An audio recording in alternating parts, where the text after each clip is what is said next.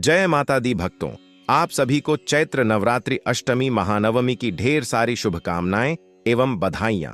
नमस्कार भक्तों, स्वागत है आपका मां नवदुर्गा की एक और नई वीडियो के साथ। नया योग टीवी चैनल पर भक्त हिंदू धर्म नवरात्रि वर्ष में दो मुख्य नवरात्रि आती है। एक है चैत्र नवरात्रि और दूसरी शारदीय नवरात्रि। और इस बार चैत्र नवरात्रि 19 मार्च 2026 गुरुवार से आरंभ हुई है और इसकी पूर्णाहुति होगी 27 मार्च 2026 शुक्रवार के दिन। इस चैत्र नवरात्रि के अंदर अष्टमी और नवमी तिथि का विशेष महत्व होता है। इस बार हर भक्तों के मन में यह कंफ्यूजन की स्थिति है कि नवरात्रि अष्टमी नवमी तिथि कब है, कन्या पूजन कब करना है। बहुत ही कंफ्यूजन है। कोई 26 मार्च बता रहा है तो कोई 27 मार्च बता रहा है, और हिंदू कैलेंडर की माने या ज्योतिषों की। तो आज हम आपकी इसी कंफ्यूजन को दूर करने वाले हैं। जो माता की अष्टमी नवमी तिथि होती है, इसी समय के अंदर कन्या पूजन किया जाता है, नवरात्रि व्रत की पूर्णाहुति की जाती है और इसी के साथ देवी दुर्गा की विधिवत साधना संपन्न होती है। तो भक्तों, आज की वीडियो बहुत ही खास और ज्ञानवर्धक साबित होने वाली है उन सभी माताएं बहनों के लिए जो नवरात्रि का व्रत रखे हुए हैं, हर दिन पूजा पाठ करते हैं। तो आज के इस वीडियो में हम आपके बहुत सारे प्रश्नों के उत्तर देने वाले हैं जो आपके मन में काफी कंफ्यूजन बनाए हुए हैं, जैसे कि इस बार अष्टमी और नवमी तिथि कब आ रही है, कन्या पूजन का समय क्या रहेगा, शुभ मुहूर्त कौन सा है, कन्या पूजन में कितनी कन्याओं की पूजा करनी चाहिए, कन्या को भोग में क्या खिलाना है, और इसी के साथ जानेंगे कि कन्या पूजन के समय अष्टमी नवमी तिथि में किन गलतियों से बचना चाहिए, क्या कार्य करने चाहिए, क्या नहीं करना चाहिए, और हिंदू धर्म में क्षेत्र नवरात्रि के दिनों में कन्या पूजन करने की शास्त्रोक्त विधि क्या रहेगी, कलश विसर्जन कब करें, अष्टमी और नवमी के दिन देवी दुर्गा को कौन सा भोग लगाना चाहिए। इन सभी सवालों के उत्तर आज हम आपको इस वीडियो के माध्यम से देने जा रहे हैं। तो इस वीडियो को अंत तक अवश्य सुनिएगा और अगर अच्छा लगे तो इसे लाइक करके शेयर कीजिएगा, ताकि और माताएं बहनों को अष्टमी नवमी तिथि की सही डेट टाइम पूजा विधि आसानी से प्राप्त हो सके। भक्तों, पूज्य गुरुजी ने अभी की अपनी मां नवदुर्गा की कथा में बताया है कि अष्टमी और नवमी तिथि नवरात्रि के अंतिम और अत्यंत महत्वपूर्ण दिनों को दर्शाती है, जो देवी दुर्गा की पूजा के लिए विशेष माने जाते हैं। अष्टमी 8वां दिन को माता के उग्र और शक्तिशाली रूप की आराधना की जाती है, जिसे महाअष्टमी कहा जाता है, जबकि नवमी 9वां दिन को सिद्धिदात्री स्वरूप की पूजा होती है, जिसे महानवमी कहते हैं। इन दोनों तिथियों पर कन्या पूजन, हवन और विशेष भोग अर्पित करने की परंपरा होती है, क्योंकि मान्यता है कि इन दिनों माता रानी अपने भक्तों को विशेष आशीर्वाद प्रदान करती हैं और घर में सुख समृद्धि लाती हैं। तो चलिए, आपका ज्यादा समय बर्बाद ना करते हुए जानकारी आरंभ करते हैं और जान लेते हैं अष्टमी और नवमी कब है। यह विशेष वीडियो आरंभ करते हैं। जैसे कि आप सब जानते हैं, इस बार चैत्र नवरात्रि 2026 का आरंभ 19 मार्च गुरुवार से हुआ है और इसकी पूर्णाहुति 27 मार्च 2026 शुक्रवार के दिन होगी। तो इस बार अष्टमी तिथि आ रही है 26 मार्च 2026 गुरुवार के दिन। हिंदू कैलेंडर और ज्योतिष शास्त्र के अनुसार इसी दिन हम अष्टमी तिथि का पालन करेंगे। वैसे अष्टमी तिथि का आरंभ हो रहा है 25 मार्च बुधवार को दोपहर में 1:50 से और अष्टमी तिथि समाप्त होगी 26 मार्च गुरुवार के दिन सुबह 11:39 पर। लेकिन अगर सूर्योदय के अनुसार देखा जाए तो अष्टमी तिथि हमें प्रातः काल में सूर्योदय के समय में 26 मार्च को ही प्राप्त हो रही है, और इसीलिए वैदिक पंचांग के अनुसार इस बार चैत्र नवरात्रि पर अष्टमी तिथि का पालन किया जाएगा 26 मार्च 2026 गुरुवार के दिन। वहीं नवमी तिथि वैसे तो आरंभ हो रही है 26 मार्च गुरुवार को प्रातः 11:48 से और समाप्त हो रही है 27 मार्च को शुक्रवार सुबह 10:06 पर। लेकिन सूर्योदय के समय में यह नवमी तिथि हमें सिर्फ 27 मार्च को ही प्राप्त हो रही है, और इसीलिए इस बार महानवमी यानी कि नवमी तिथि का पालन किया जाएगा 27 मार्च 2026 शुक्रवार के दिन। और इस बार एक और विशेष और दुर्लभ संयोग भी बन रहा है। 26 मार्च गुरुवार को दुर्गा अष्टमी, संधि पूजा, अन्नपूर्णा अष्टमी और राम नवमी चारों एक दिन पड़ रही हैं, और वह इसलिए हो रहा है क्योंकि 26 मार्च को सुबह अष्टमी तिथि व्याप्त है और उसी दिन दोपहर में नवमी तिथि आरंभ हो रही है। इसलिए संधि पूजा का समय हमें प्राप्त हो रहा है सुबह 11:24 से लेकर 12:12 के बीच में। यह वह 48 मिनट की अवधि है जब अष्टमी तिथि समाप्त हो रही है और नवमी तिथि आरंभ हो रही है। इस संधि काल में मां चामुंडा ने चंड और मुंड नामक दैत्यों का वध किया था और इसीलिए इस समय में उनकी विशेष पूजा की जाती है। चलिए अब बात करते हैं कन्या पूजन के शुभ मुहूर्त की। तो कई भक्तों के घरों में अष्टमी के दिन कन्या पूजन किया जाता है और कुछ भक्तों के वहां पर नवमी के दिन कन्या पूजन किया जाता है। तो आप अपनी स्थानिक परंपरा अनुसार अष्टमी या नवमी किसी भी दिन कन्या पूजन कर सकते हैं। वैसे तो आप पूरे दिन में कन्या पूजन कर सकते हैं, लेकिन कन्या पूजन के लिए सबसे शुभ मुहूर्त सुबह का बताया जाता है। तो देखते हैं 26 मार्च अष्टमी के दिन कन्या पूजन का शुभ मुहूर्त क्या रहेगा। सबसे पहला तो ब्रह्म मुहूर्त का समय है सुबह 4:30 से लेकर 5:18 के बीच में। इस समय में नहीं कर सकते। तो दूसरा मुहूर्त है प्रातःकालीन पूजा का समय। वो मिलेगा सुबह 4:50 से लेकर 6:05 के बीच में। उसके बाद अभिजीत मुहूर्त हमें प्राप्त हो रहा है दोपहर में 11:68 से लेकर 12:48 के बीच में। कन्या पूजन के लिए यह भी एक सबसे अच्छा शुभ मुहूर्त माना जाता है। उसके अलावा अष्टमी के दिन एक और शुभ मुहूर्त कन्या पूजन के लिए हमें प्राप्त हो रहा है और वह है सुबह 8:50 से लेकर 10:48 के बीच में। इस समय में भी कन्या पूजन किया जा सकता है। अब अगर आप नवमी तिथि के दिन कन्या पूजन कर रहे हैं तो उसके शुभ मुहूर्त इस प्रकार रहेंगे। सबसे पहला ब्रह्म मुहूर्त का समय रहेगा सुबह 4:28 से लेकर 5:17 तक का। उसके बाद प्रातःकालीन पूजा का शुभ समय मिलेगा सुबह 4:15 से लेकर 6:04 तक का। उसके बाद सुबह 10:06 से लेकर 10:42 के बीच में भी अच्छा शुभ संयोग है और अभिजीत मुहूर्त का समय है दोपहर में 11:68 से लेकर 12:48 तक का। उसके बाद दोपहर में 12:55 से लेकर 3:17 तक का भी एक शुभ मुहूर्त प्राप्त हो रहा है। तो इस प्रकार आप अपनी अनुकूलता और पारिवारिक स्थिति और परंपरा के अनुसार इन दोनों में से किसी भी दिन कन्या पूजन कर सकते हैं। लेकिन एक बात का विशेष ध्यान रखें, प्रयास करें कि इन दोनों ही दिनों में राहु काल के दौरान कोई भी पूजा अर्चना, कन्या पूजन या फिर हवन का आरंभ ना किया जाए। भक्तों, ज्योतिष शास्त्र के अनुसार दिन में लगभग 90 मिनट की यह अवधि राहु ग्रह के प्रभाव में रहती है, जिसमें कोई भी शुभ कार्य वर्जित माना गया है। तो इसलिए 26 मार्च गुरुवार के दिन राहु काल का अनुमानित समय रहेगा दोपहर में 1:30 से लेकर 3 बजे तक और 27 मार्च शुक्रवार को नवमी वाले दिन राहु का समय रहेगा सुबह 10:30 से लेकर 12 बजे तक। तो इस समय के अंदर में कोई भी शुभ या मांगलिक कार्य ना करें। चलिए अब बात करते हैं कन्या पूजन की विधि क्या रहेगी। तो शास्त्रों के अनुसार 2 वर्ष से लेकर 10 वर्ष की 9 कन्याओं की पूजा करनी चाहिए। अगर 9 कन्याएं उपलब्ध नहीं हैं तो 1, 3, 5 या फिर 7 कन्याओं की पूजा भी की जा सकती है। कुल संख्या विषम रखना शुभ माना जाता है। हमारे ग्रंथों में कहा गया है कि अकेली कन्या को 9 बार पूजने से भी नव कन्या पूजन का फल मिलता है। कई परंपराओं में एक बालक, जिसे बाल भैरव कहते हैं, उसे भी भोजन करवाया जाता है। कन्या पूजन के लिए सबसे पहले तो आपको कन्याओं को आमंत्रित करना होगा। आपके घर के आसपास या परिवार में जो 9 कन्याएं हैं जिन्हें आप भोजन करवाना चाहते हैं, उन्हें एक दिन पहले ही आमंत्रित करके आएं। फिर कन्या पूजन वाले दिन प्रातःकाल में जब वे आपके घर पर आती हैं तो सबसे पहले स्वच्छ स्थान पर आसन बिछाएं और उन कन्याओं को आदर पूर्वक उस पर बिठाएं। तत्पश्चात उनके चरण धोएं। चरण धोने के बाद उनके मस्तक पर तिलक लगाएं। उन्हें अक्षत, पुष्प और सौभाग्य चिन्ह अर्पित करें। उसके बाद इन कन्याओं को देवी का साक्षात स्वरूप समझते हुए श्रद्धा पूर्वक उन्हें भोजन करवाएं। भोजन में आप पूरी, हलवा, काले चने और खीर का विशेष महत्व बताया जाता है। इसका भोग आप देवी दुर्गा को लगाकर उन्हें अर्पित कर सकते हैं प्रसाद रूप में। भोजन के बाद कन्याओं को यथाशक्ति दक्षिणा, वस्त्र, फल और मिठाई दें। आप उन्हें कुछ उपहार भी दे सकते हैं जिससे वे प्रसन्न हो जाएं।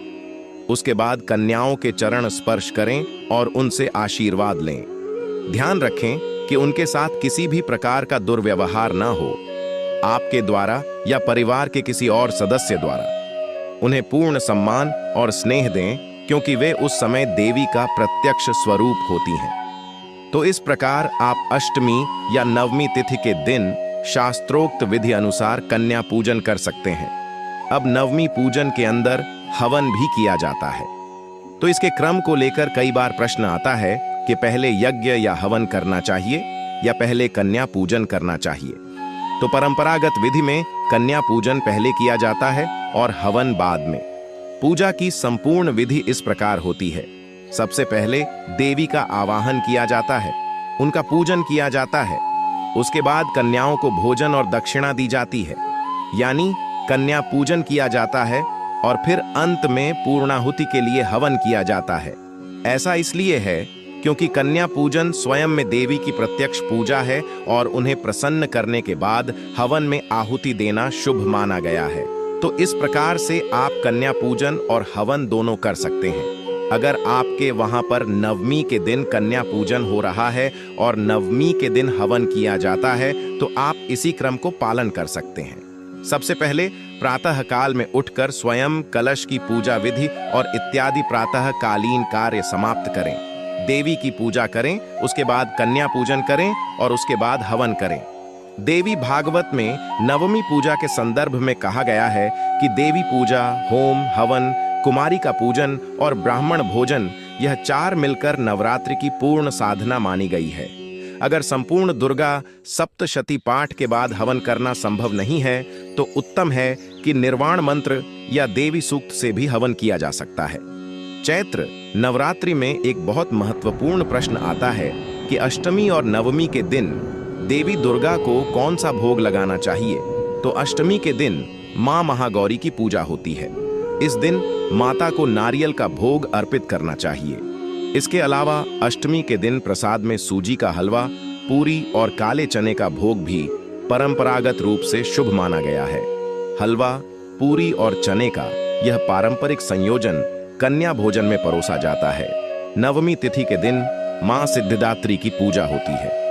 देवी भागवतम में वर्णन आता है कि मां सिद्धिदात्री को तिल का भोग अत्यंत प्रिय है और इसके साथ ही नवमी के दिन पूजन के समय खीर, पूरी और काले चने की सब्जी का भोग बनाकर देवी को अर्पित किया जाता है और फिर उसे कन्या पूजन में वितरित किया जाता है। अगर आप खीर के अंदर केसर और मेवा डालकर बनाते हैं तो वह भी सबसे अच्छा भोग बनेगा।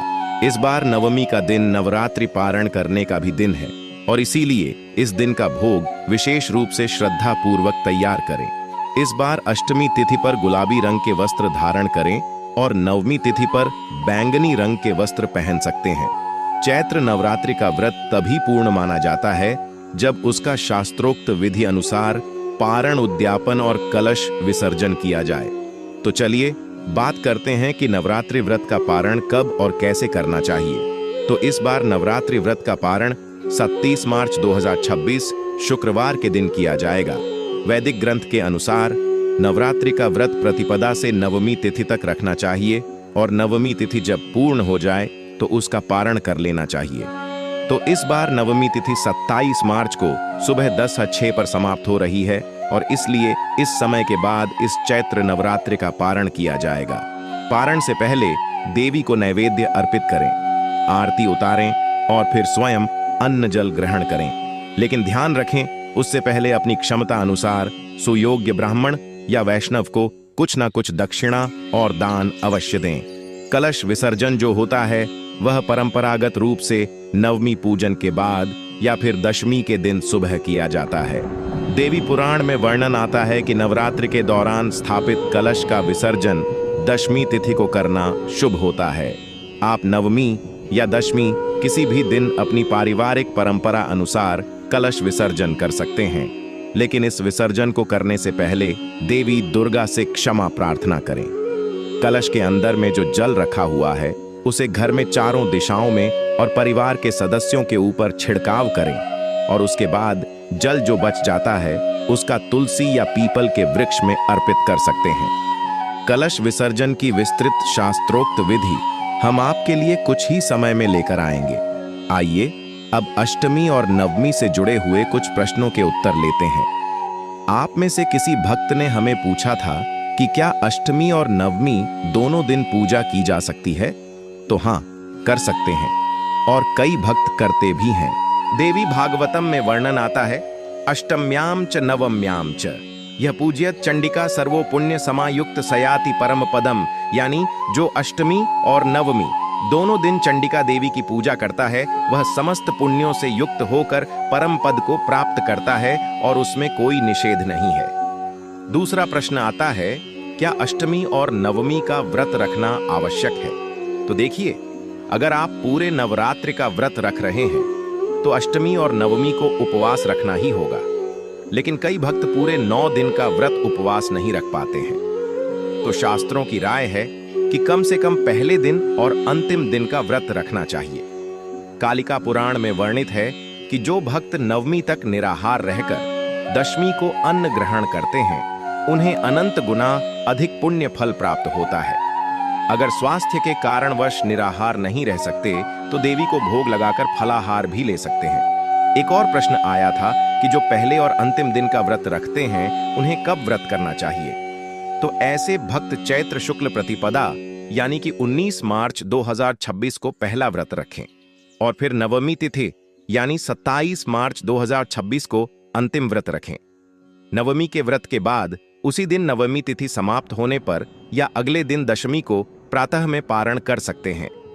एक और प्रश्न कई बार आता है और पूछते हैं, भक्तगण की क्या अष्टमी और नवमी की रात में जागरण करना जरूरी है? तो शारदीय नवरात्रि में जागरण की परंपरा अधिक प्रचलित होती है, लेकिन चैत्र नवरात्रि में भी अगर आप जागरण करना चाहते हैं तो कर सकते हैं। यह अत्यंत आवश्यक नहीं है। जागरण में देवी की भक्ति, भजन, कीर्तन, उनके मंत्र जाप और दुर्गा सप्तशती का पाठ किया जा सकता है। यह अनिवार्य नहीं है, लेकिन शुभ अवश्य माना जाता है। तो चलिए, अब तो आप बात कर लेते हैं कि कन्या पूजन और अष्टमी में किन चीजों की सावधानी रखना चाहिए। जाने अनजाने में कुछ गलतियां ऐसी हो जाती हैं जिससे व्रत का कोई फल प्राप्त नहीं होता है। खाने का मतलब कि व्रत खंडित हो जाता है। इसलिए आज हम आपको बिल्कुल विस्तार से बताने वाले हैं। बिल्कुल ध्यानपूर्वक सुनना है। लेकिन वक्त अभी तक आपने वीडियो को लाइक नहीं किया है तो एक लाइक जरूर कीजिएगा ताकि आपकी पुकार सीधे मां नवदुर्गा तक पहुंच सके। नवरात्रि के अष्टमी और नवमी पर होने वाला कन्या पूजन बहुत ही पवित्र और श्रद्धा का कार्य माना जाता है, इसलिए इसमें कुछ खास सावधानियों का ध्यान रखना बेहद जरूरी होता है। सबसे पहले कन्याओं को घर बुलाने से पहले स्थान की अच्छी तरह साफ सफाई कर लें और स्वयं भी शुद्ध एवं स्वच्छ वस्त्र पहनें। कन्याओं का सम्मान पूर्वक स्वागत करें, उन्हें कभी भी अपमानजनक शब्द या व्यवहार न दें, क्योंकि उन्हें मां दुर्गा का स्वरूप माना जाता है। पूजन के समय जल्दबाजी या दिखावा बिल्कुल न करें। पूरे मन और श्रद्धा से उनके चरण धोकर, तिलक लगाकर और भोजन कराएं। भोजन में सात्विक और शुद्ध चीजें ही परोसें, जैसे पूरी, हलवा, चने आदि, और ध्यान रखें कि भोजन बासी या अधूरा न हो। कन्याओं को खाली हाथ न जाने दें, उन्हें दक्षिणा या उपहार अवश्य दें। सबसे बड़ी गलती यह होती है कि लोग केवल औपचारिकता निभाते हैं, इसलिए सच्चे भाव, श्रद्धा और सम्मान के साथ यह पूजन करें, तभी माता रानी की कृपा प्राप्त होती है और घर में सुख समृद्धि आती है। नवरात्रि के व्रत का पारण करते समय क्या खाना है और क्या नहीं खाना है, इसका विशेष ध्यान रखना बहुत जरूरी होता है, क्योंकि पारण ही व्रत की पूर्णता मानी जाती है। पारण हमेशा सात्विक और हल्के भोजन से करना चाहिए, जैसे फल, खिचड़ी, साबूदाना, कुत्तू या सिंघाड़े के आटे की पूरी, हलवा आदि, ताकि शरीर पर अचानक भारी भोजन का असर न पड़े। पारण करते समय सबसे पहले माता रानी को भोग लगाएं, फिर प्रसाद ग्रहण करें। ध्यान रखें कि व्रत खोलते ही तली भुनी, ज्यादा मसालेदार, लहसुन प्याज युक्त या मांसाहारी भोजन बिल्कुल न करें, क्योंकि इससे व्रत का पुण्य कम हो सकता है और स्वास्थ्य पर भी बुरा प्रभाव पड़ सकता है। साथ ही शराब या किसी भी प्रकार के नशे से दूर रहें। पारण के दिन संयम, श्रद्धा और शुद्धता बनाए रखना ही सबसे महत्वपूर्ण होता है, तभी व्रत का पूरा फल प्राप्त होता है और जीवन में सुख शांति बनी रहती है। नवरात्रि की अष्टमी और नवमी तिथि के समापन पर भक्तों को पूरी श्रद्धा और विधि विधान के साथ माता रानी का पूजन पूर्ण करना चाहिए। इन दिनों कन्या पूजन, हवन और भोग अर्पित करने के बाद अंत में माता रानी से अपनी पूजा में हुई भूल चूक के लिए क्षमा मांगें और उनके चरणों में कृतज्ञता व्यक्त करें। यदि आपने घर में कलश स्थापना या माता की प्रतिमा स्थापित की है तो नवमी या दशमी के दिन विधिपूर्वक उनका विसर्जन करें।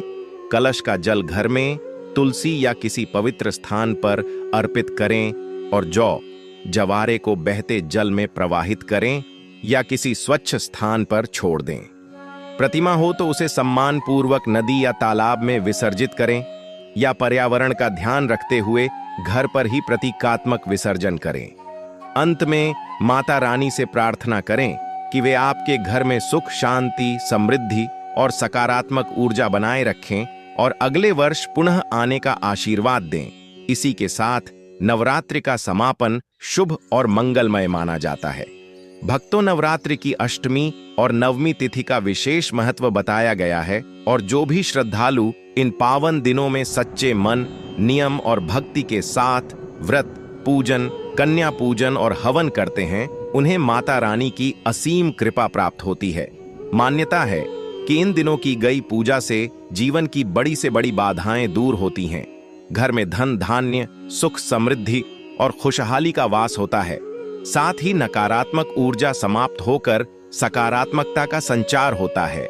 जो व्यक्ति सच्चे भाव से माता का स्मरण करता है, उसकी अधूरी मनोकामनाएं भी धीरे धीरे पूर्ण होने लगती हैं और उसे मानसिक शांति, आत्मविश्वास तथा आध्यात्मिक शक्ति का आशीर्वाद मिलता है। इसलिए भक्तों, अगर आपको यह महत्वपूर्ण और पावन जानकारी अच्छी लगी हो तो वीडियो को लाइक जरूर करें, चैनल को सब्सक्राइब करें और घंटी अवश्य दबाएं ताकि ऐसी ही धार्मिक और ज्ञानवर्धक जानकारी आपको समय समय पर मिलती रहे। कमेंट बॉक्स में जय माता दी लिखकर अपनी उपस्थिति जरूर दर्ज कराएं और बताएं कि आपने अष्टमी या नवमी पर किस प्रकार पूजा की।